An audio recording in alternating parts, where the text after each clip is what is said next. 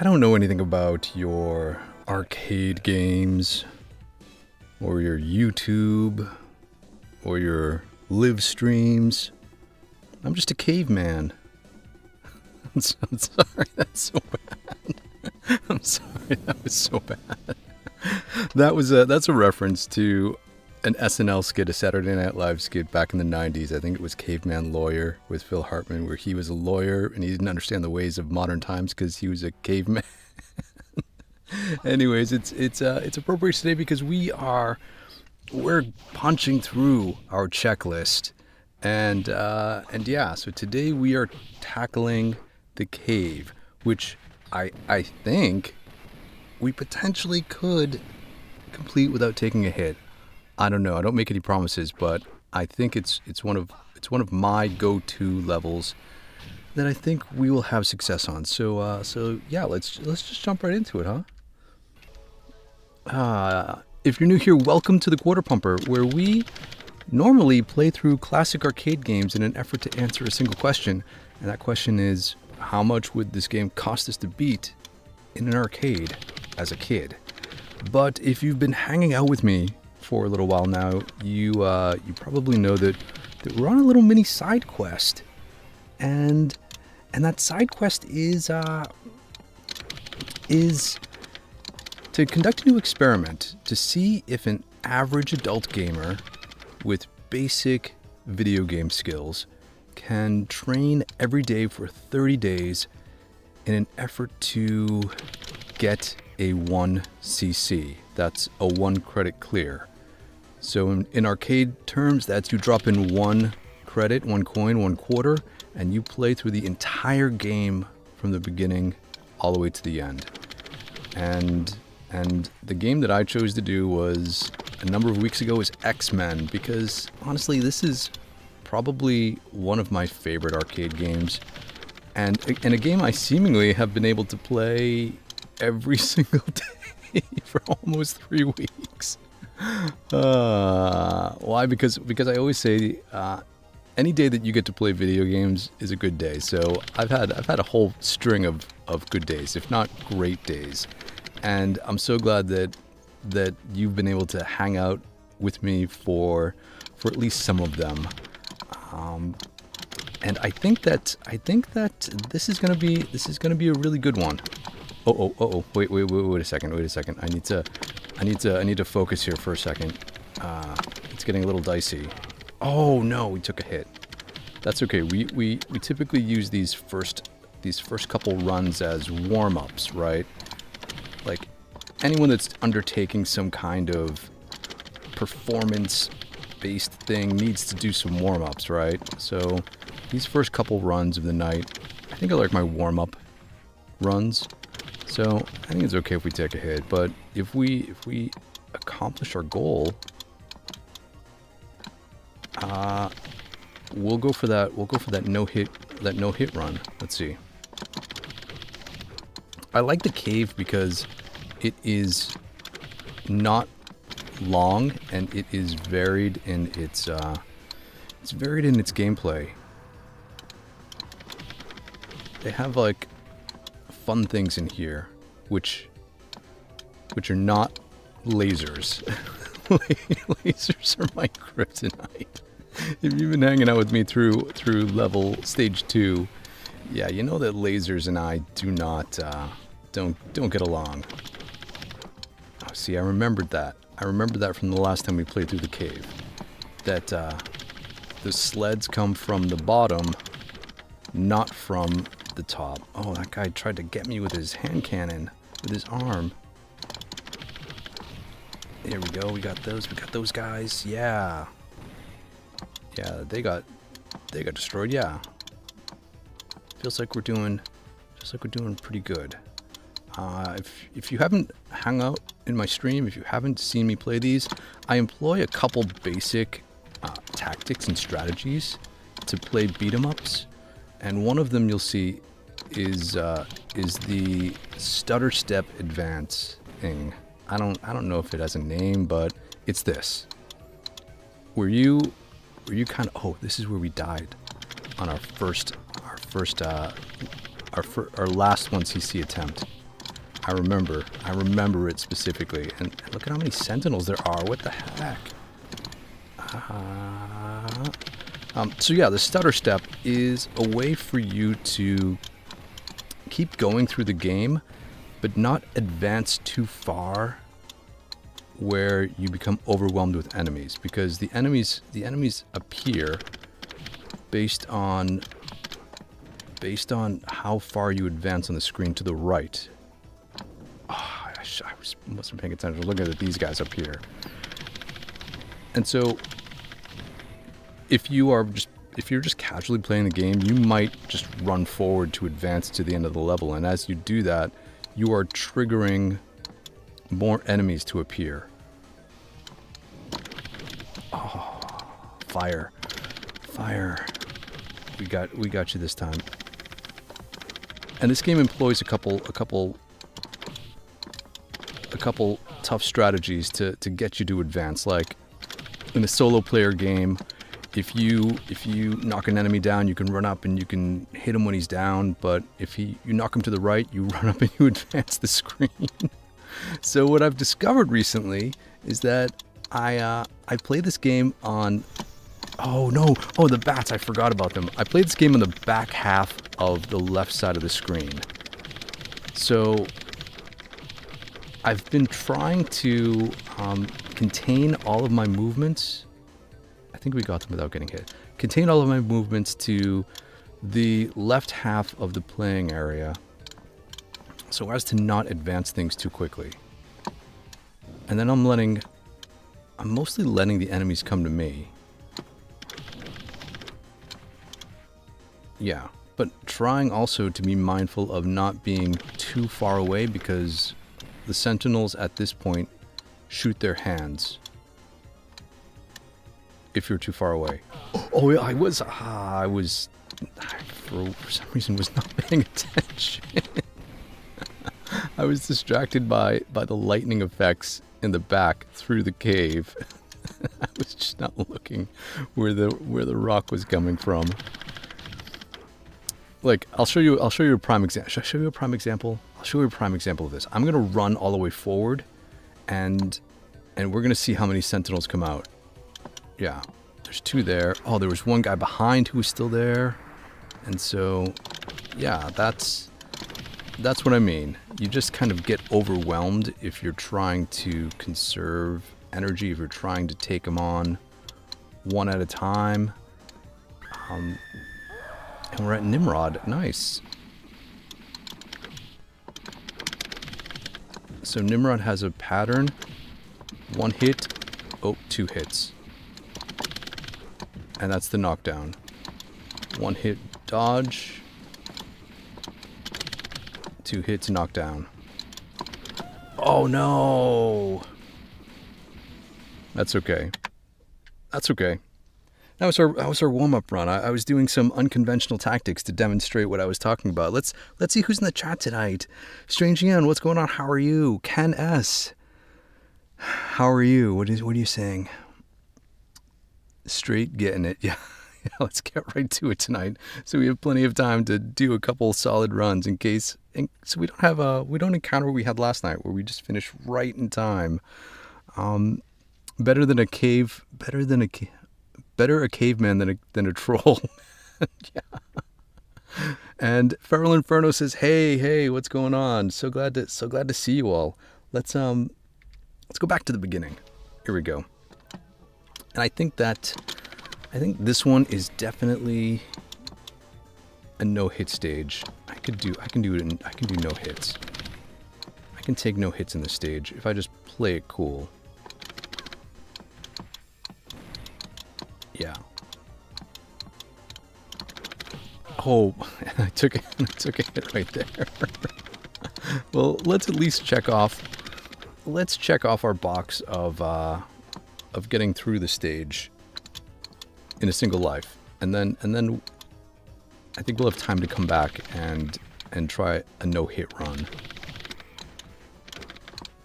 There we go.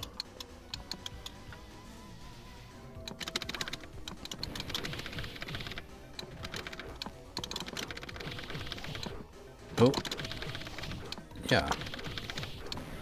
Other strategies that I employ, I sometimes don't finish my combination attack on guys if I know I need to move out of the way. Dodging enemy attacks in this game is pretty easy because you can literally just move up and down and dodge most of the attacks from all of the enemies. And so the biggest key is to not stay in that same horizontal plane as them when they are far away from you, because that's when they shoot you. And that's, I think, how I take most of my damage, getting shot from a distance. Let's wait. Like that guy. So there, I have to hit the sentinels like one hit, because I know that the guy with the cannon is going to come down and take a knee. Oh man, what am I doing? What am I doing? We need to regroup. Oh, see, like that, right? If you're not hitting him, he's shooting you.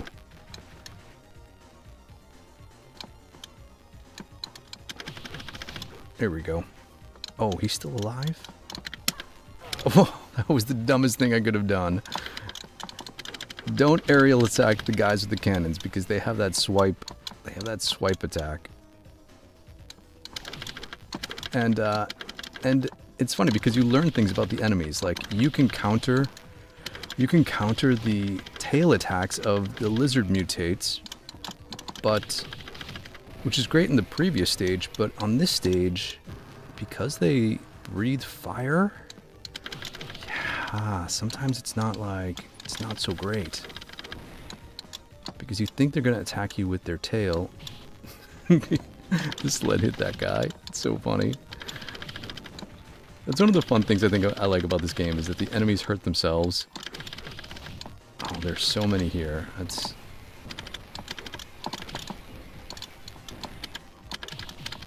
There we go. We took care of those guys. Okay, so we got the enemy sleds. I think maybe it's no, there is some more. I have to get to the elevator. So it's these 4 sentinels here. And then that elevator seemed like there were way more than I remember, but...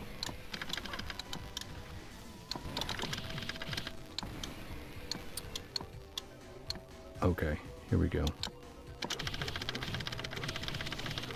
I'm gonna get in trouble if I throw one of them the other way. Like that. Because then I'm turned around and I can't, Oh no! That's exactly what happened to me. That's exactly what happened to me on our last full run when I got here with our last trial run. Yeah, one of those guys snuck around and got me on the side. Let's see the chat. Oh, why can't I read this? Kenna says, "Hey Strange, ever read any of the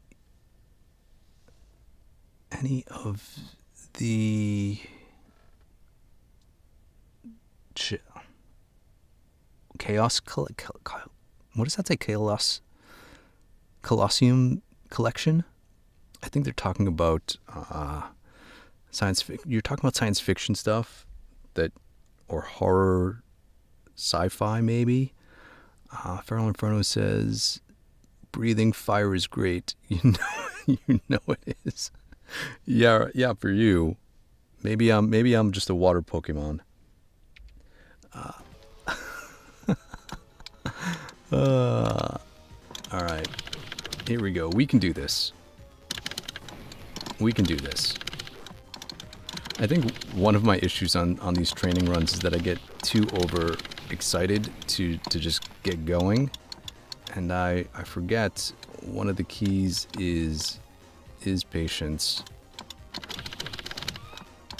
And it doesn't make for very exciting gaming moments because it's like the opposite of speedrunning. I mean, in speedrunning you're trying to get through perfect 2, right? But sometimes you take intentional hits in speedrunning to get certain places or because it's just more efficient time-wise to do that. Not that I've ever speedrun anything or attempted to speedrun anything, but I've watched enough speedrunning to know that they'll take intentional damage just to get through things faster. Whereas the goal for this 1cc is to take no damage, net damage. So, yeah. All right, there we go. I sometimes employ the off-screen tactic, I think, to take out guys that, like, these guys are far away. They might have easily launched their hand at me. Like, that guy could launch his hand at me. So generally, I always move up or down after attacking. Just to... Oh, I thought I was hitting him, but apparently not. Yeah, let's employ the off-screen tactic here.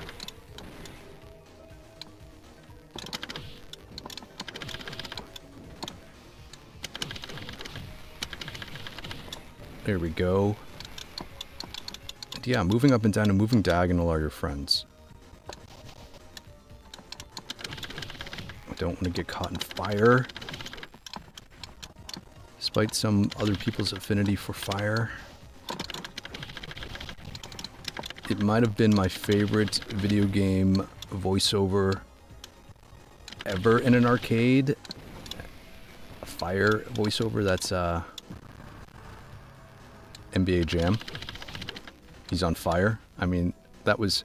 NBA Jam was awesome when it came to those. This game isn't a slouch when it comes to their voice samples, because it but yeah, NBA Jam was the man. Oh, I didn't tell you anyone this, but I finally watched Pride of the Xmen today on YouTube, just so I can see the original reference source material for this game, and it was it was everything I wanted it to be and more, I guess.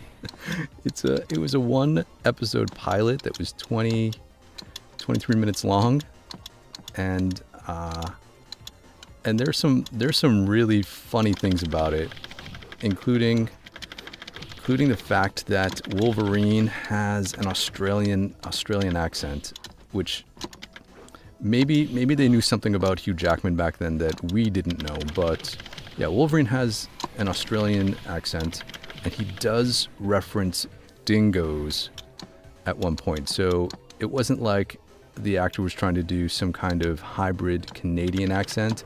He was straight up Australian, which was so funny. But other than that, oh, see the hand cannons, or the hand lasers. Other than that, one of my other favorite things is Cyclops was voiced by a voice actor named, I think his name is Michael Bell, who's best known probably for voicing Duke in the Xmen. I mean, Duke in G.I. Joe. Uh-oh, we're in trouble here.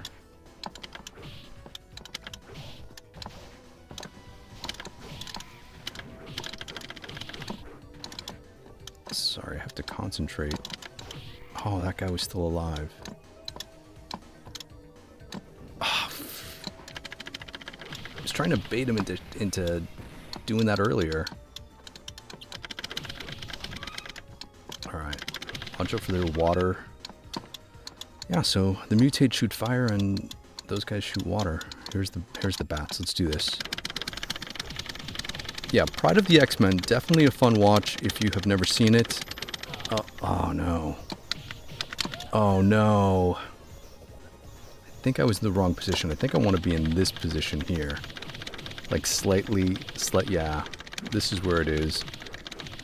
Slightly down, not so up and over, but a little more down. I guess we could just go back to the beginning. Yeah, we'll go back to the beginning. Yeah, we'll go back to the beginning. All right, we'll do this for real. I think I say that every time, but I really mean it this time. But Pride of the Xmen was really interesting because when it comes to this video game,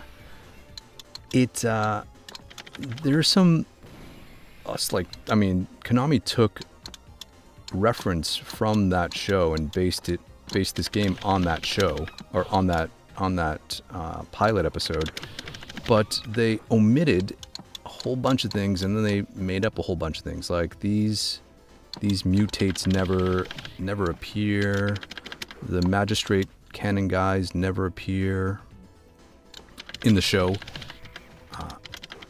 The show has Toad, and he's not present in this game. Oh, there we go. See, that's how we dodge those guys. And what other quirky things about the... Oh, there was one thing that struck me as super strange. It was Dazzler. In the pilot episode of Pride of the Xmen, they never... Dazzler is only referred to as the Dazzler. She's not referred to as Dazzler. She doesn't refer to herself, or no one refers to her as Dazzler, but she does refer to herself in the third person as the Dazzler. So it was pretty funny, because I'm like, the Dazzler. I've never thought of Dazzler as someone like The Rock, where they need that in front of their name. So it was pretty funny. But otherwise, the show was, it is what it is.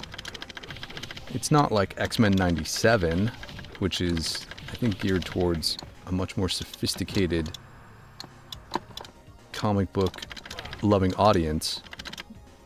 But at the time, I think it was the first animated thing the X-Men were in.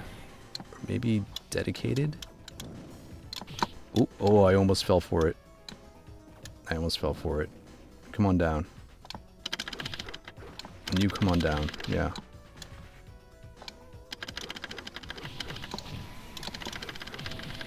Okay. Oh, he still got up.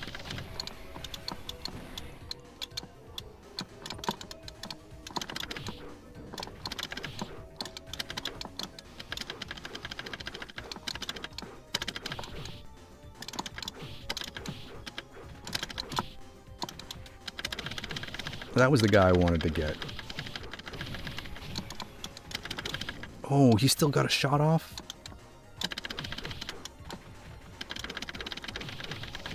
There we go, off-screen button mashing. When in doubt, mash it out. Oh, the throw messed up my whole mojo there. Got me turned around, and then I was susceptible to, like... Alright. We're mutant powering that, because we're getting by that part, and I already have 3 bars of life, so... I didn't need to... And this is a... Now it's a really chill elevator ride.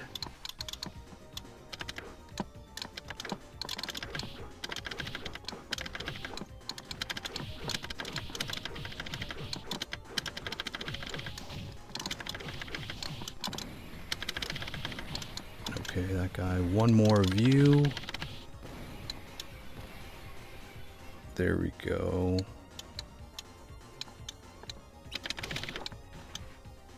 Oh, I couldn't get out of the way in time. Okay. What I really like about this game is that the sound effects clue you into when you actually kill enemies. I think they all have a... Yeah, this is it. This is it, the bats. They all have a death sound. Uh-oh. That's a lot of bats coming out. That's a lot of bats. Alright, Oh! I used my hurricane power, my mutant power, because I thought I would get the bat so I could save, like, all these hits so I could get through this part. And that worked out like, it did not work out at all. It did not work out at all. Oh, I know why. What am I doing? I know why I can't read this chat.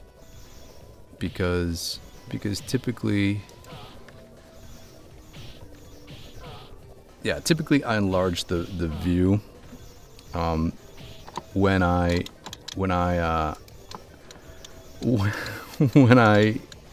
pop up my chat window, so that's why. Yeah, Toad was the oddest omission. I think it just didn't seem tough enough. He seemed really, I don't know, he was portrayed to be pretty weak in the show, so maybe Konami was just like, we don't need Toad. Juggernaut does not have a canon. You're right, Juggernaut does not have a canon in Pride of the X-Men. The X-Men were in an episode of Spider-Man and His Amazing Friends in the early 80s. Oh, I did not know that. I guess I'll have to find that. I guess what did you say with Iceman? I guess with Iceman being a main character of that show, yeah, he was the first X-Men to be in the series. Spider-Man and His Amazing Friends were awesome because I think was Firestar only in that show? Was Firestar not a comic book character? I vaguely recall that. But Spider-Man and His Amazing Friends, yeah. Definitely a good show.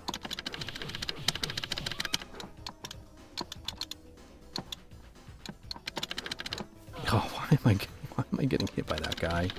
Got hit by his brother too.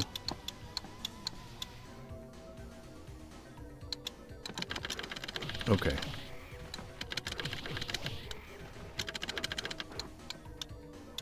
Oh, we're getting down to the wire here. We're gonna have to do it on this run.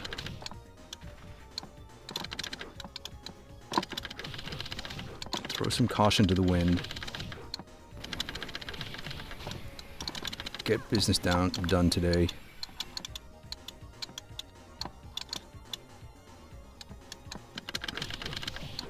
We're zapping him.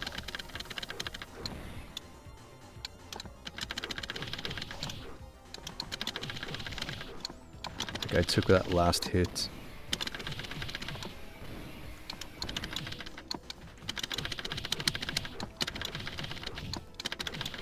Yeah, this is like... It's like Storm going full berserker barrage on these guys.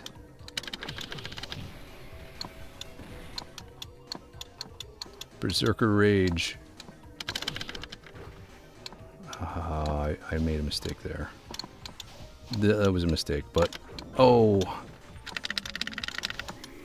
Oh, no! I don't know if we're gonna recover from that. Oh, totally didn't. All right. We're going one more time. I guess we're running late tonight, but we are going one more time. It's strange. I don't know what the best time to stream is. I think in the East Coast early evening is when people can attend and watch the stream live, but then I think to myself, man, are my gaming skills fresh in the morning? I don't know. After a long day of doing stuff, am I too tired to game? I only say that because part of my routine, my morning routine for a long time was to play my Switch while I had my morning coffee, and I would only play Tetris 99, which is the online kind of competitive Tetris game on the Switch, and I did that so long, I was trying to get all of the achievements, all of the badges, but there was no way I was ever going to happen because the game was just got to be too competitive. But I am good enough to win Tetris 99 matches. And then I thought, man, my gaming skills must be like on point in the morning. All right, we're doing that. Enough messing around. There's a lizard guy, 2 lizard guys.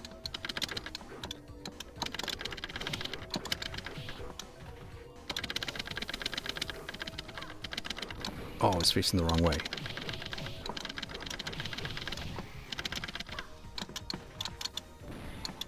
Oh, Feral Inferno says Firestar was created for the show. Yeah, I suspected that.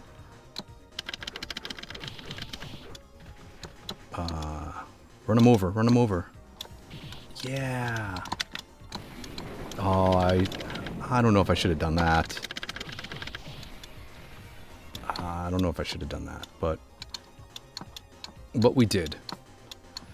No regrets.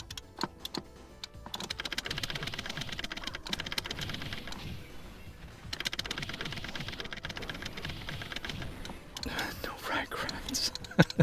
I'm sorry.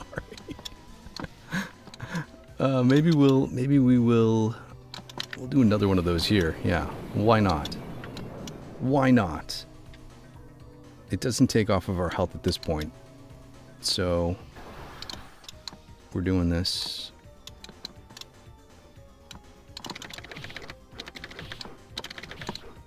Oh, I just avoided that. Nice.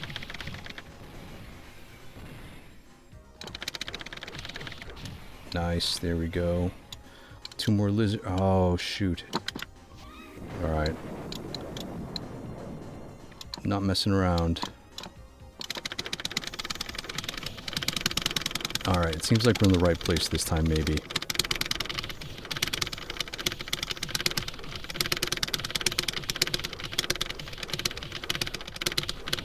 Ah, there we go.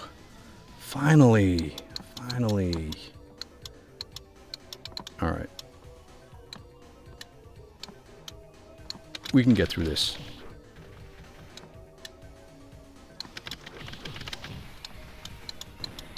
Let's take it one guy at a time.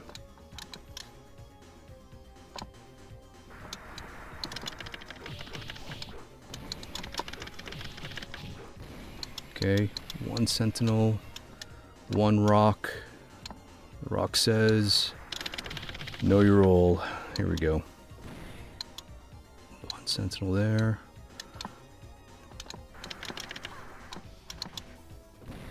Chuck him to blow up.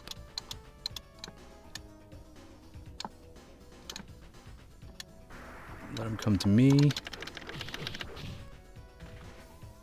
Is there 1 more sentinel? Yeah. It's been pretty easy to dodge if you actually just pay attention. Okay. Here we go. It's Nimrod time. Let's just no-hit Nimrod.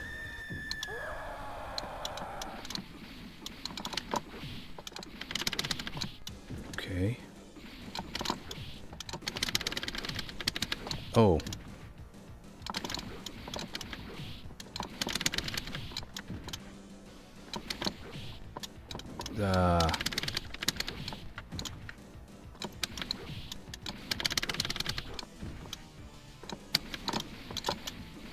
Switch sides, yeah. Oh.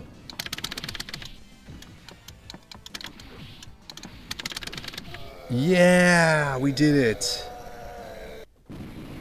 Just like last night on our last run, we did it. All right, we got through that with 1 life. Not the awesome outcome I thought we would experience, but another check off of our list. So that means every night we've had a successful night. Well, I mean, really, any night that we play video games, I think, is a successful night because, yeah, we'll check in the chat one last time. Ken and Strange Young are having a really awesome conversation about about Lovecraft and stuff like that. That's awesome. Feral Inferno says several years later they had her join the New Warriors. Oh, Firestar joined canon eventually. Okay, yeah. That makes sense. Yeah, that makes sense. Firestar.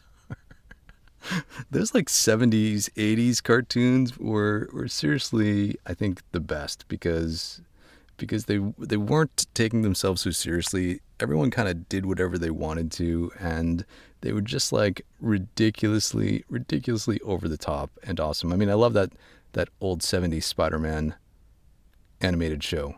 You know, the one with the theme song that everyone sings. But either way, thanks so much for hanging out with me tonight.